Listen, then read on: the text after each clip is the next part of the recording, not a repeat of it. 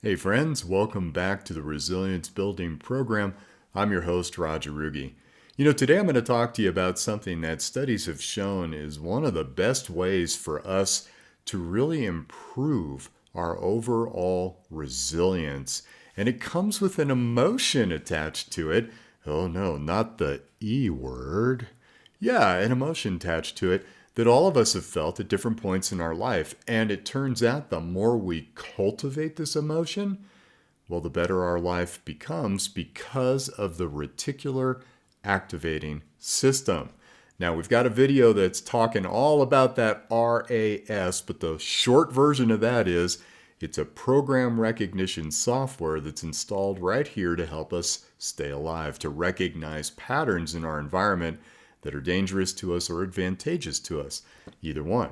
Now, we're going to take advantage of that with the emotion of gratitude, and I've got a super simple way to do this for you.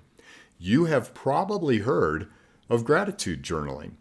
It turns out gratitude journaling is huge for reducing stress. Cortisol production slows down, and when we feel love and joy and gratitude, game changer.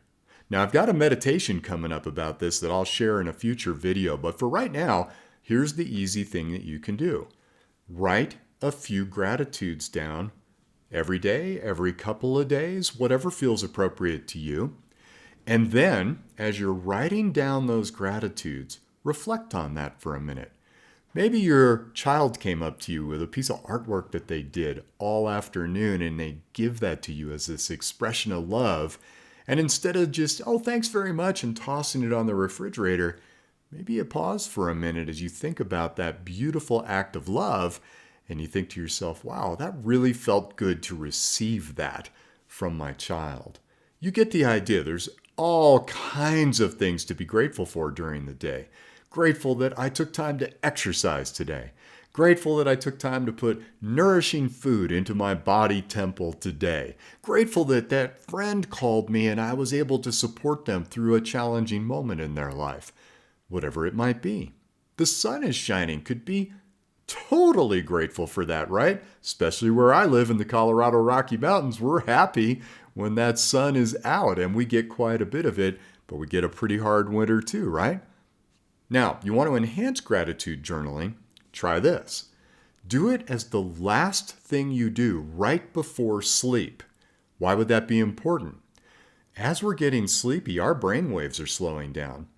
And in that state of kind of right between the two worlds of wake and sleep, where you're kind of like, you're getting like this a little drowsy, that is your brain slowing down to about 10.5 hertz. Now, at 10.5 hertz, our brain waves become suggestible. In other words, whatever we're inputting into the processor gets absorbed on a very deep level. Now, if you happen to be watching television and let's say it's the news and it's the latest, if it bleeds, it leads, that's going in there too, friends. And you fall asleep to the television? Oh, we'll have some more videos in the future about technology's influence on our central nervous system and our stress hormones. But for now, let's take advantage of the gratitude journal and make it the last thing we do before bed because we are programming the reticular activating system to be a pattern recognition device for all the beautiful things we're grateful for in life. You do this for a couple, 3 weeks, you're going to begin to see things you're grateful for in your environment. You're going to notice the elderly couple holding hands as they're walking along because they're still so deeply in love. You're going to notice the boy playing with a puppy in the park, and you're going to bring a big smile to your face because you're noticing more and more of these things in your environment because the RAS is now scanning for it. Brilliant, right? Want to drive it even deeper into the subconscious processor? While you're doing the journaling, last thing before sleep, do it in cursive. It turns out cursive writing, that kinesthetic action, helps to program it deeper in the subconscious. And you want a really weird one? Do it in blue ink. I know, but it turns out the color blue also helps to drive it deeper into that internal processor. Now here's the real key to gratitude journaling. As you're writing down whatever it is that you are grateful for that day, take a minute and with as much emotion as you can manage, feel it.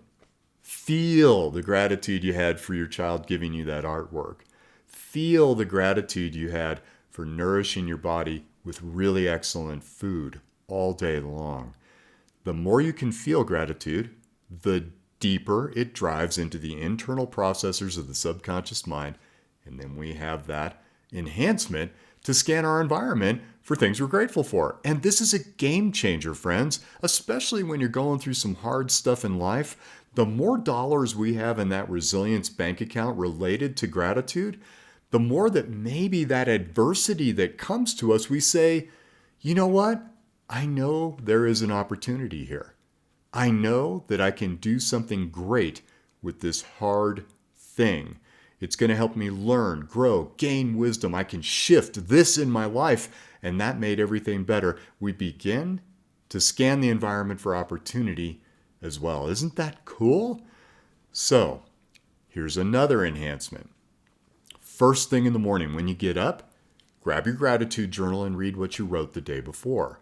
You're now also programming yourself to go through the day with that as the foundation to start your day, feeling the gratitude for the things you experienced the day or a couple of days before. And again, how often you do a gratitude journal is not that important. What you'll want to avoid, though, is just for the sake of doing a gratitude journal, you're just going to throw 3 things in there, slam the book, and okay, I got that done.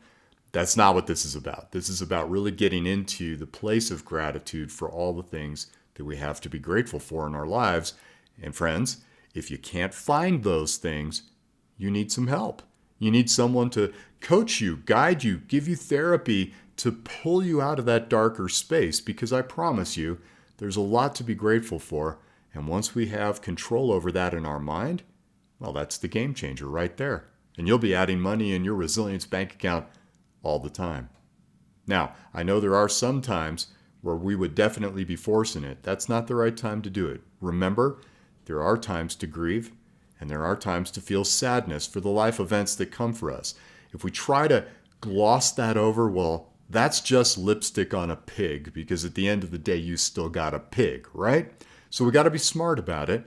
But as you cultivate this as a habituated pattern, you'll feel it more and more, and you'll notice things to be grateful for more and more, and that's where life begins to make some significant changes, money back in that bank account. All right, friends, I'll see you at the next video.